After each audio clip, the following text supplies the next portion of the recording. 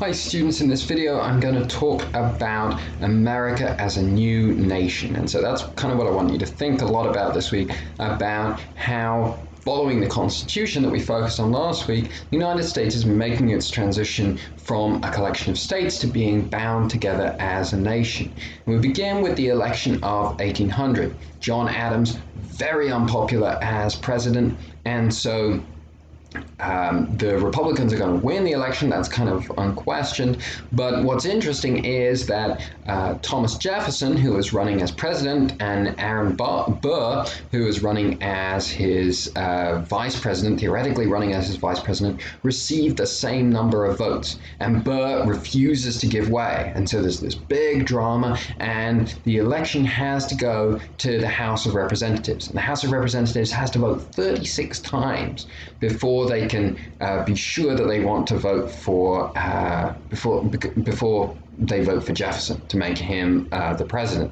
Because now, once it goes to the House of Representatives, means that there are Federalists in there who can choose whether to vote for Jefferson or Burr, and they see Burr as more like a Federalist. But in the end, it's Hamilton, Alexander Hamilton, who convinces the Federalists, we don't like either of these guys, and Burr is perhaps close to our policies, but is kind of a dangerously ambitious man. And so here you see the beginnings of a rivalry with Hamilton and Burr that's going to be significant later on. You also see the implementation of the practice that if a presidential candidate does not receive a majority of votes in a presidential election, the House of Representatives determines the election. And you see the incentive for Congress to pass a new amendment, I think it's the 12th Amendment, to the Constitution, whereby the president and the vice president are voted for separately. So now it's not just you vote for these presidential candidates, the runner-up becomes the vice president. Now you're voting for a specific person for vice president. So that's the election of 1800, and it's kind of a mess, and the aftermath, as I'm about to talk about, is going to be kind of a mess. But again, we have to step back a little, think about how unprecedented this is, and how impressive it is that this is the first democratic election where you see a change of power from one political party to another. And sure, there are some bumps in the road, but the achievement is that the young republic, the young American nation, carries this off. Now, aftermath of the election of 1800, John Adams seems to have been quite embittered, and he tries to prevent Jefferson from governing by passing the Judiciary Act of 1801, in which he tries to load the judiciary with Federalists right before he leaves office. So he creates new courts, he reduces the number of Supreme Court judges, and basically he tries to create this separate wing of government that Jefferson's not going to be able to control. And we see this resolved in the case of Marbury and Madison, where Jefferson tries to avoid confirming some of these judges whose confirmations haven't quite gone through yet. And the judges contest this. Does being made judge by a previous administration, even if the process doesn't go through, mean that you should be a judge anyway? And so this case goes to the Supreme Court. One of the first and one of the most important cases the Supreme Court rules on in its history, the case of Marbury versus Madison. In this case, the Chief Justice of the Supreme Court, John Marshall, who was a Federalist, ruled against Jefferson. And he ruled that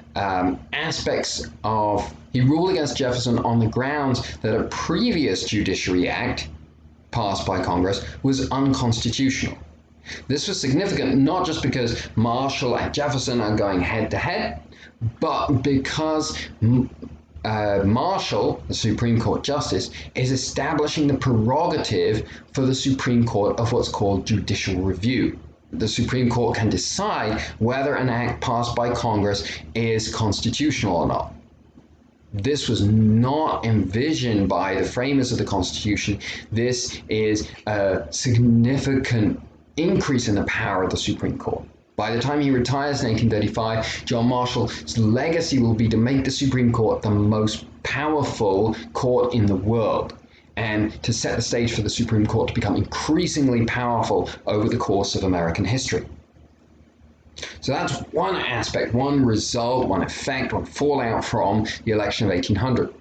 The other effect is a transition in political power in the United States, away from the Federalist elite merchants and bankers in New England and towards the states in the South and the states in the west of the Appalachians, and a focus on kind of the little guy, agrarian, your individual agrarian farmer, just like Jefferson and Madison and the Republicans had promoted.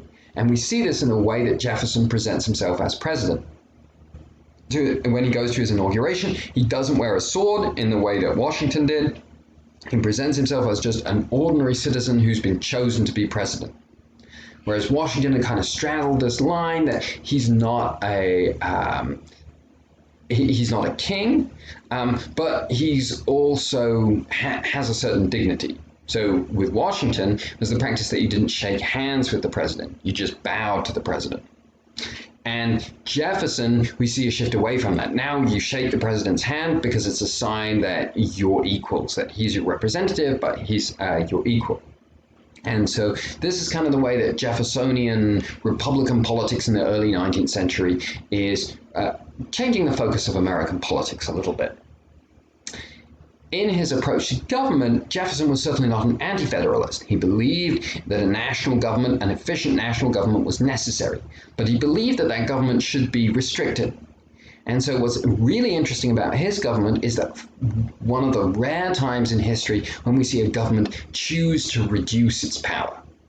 That Jefferson slashed budgets, reduced the number of people working for the presidency to 130 people, and reduced taxes, and reduced the influence of the government in the lives of ordinary Americans.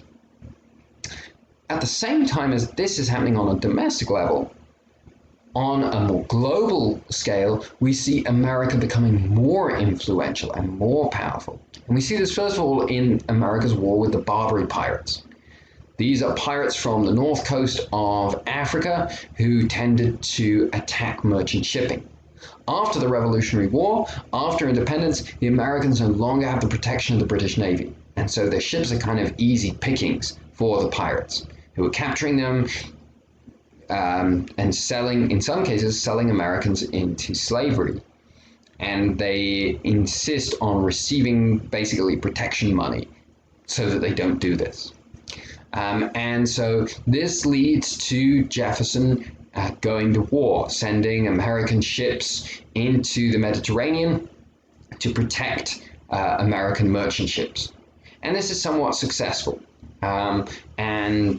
What's significant about the War of the Barbary Pirates is that we see America on a global stage acting as an independent power.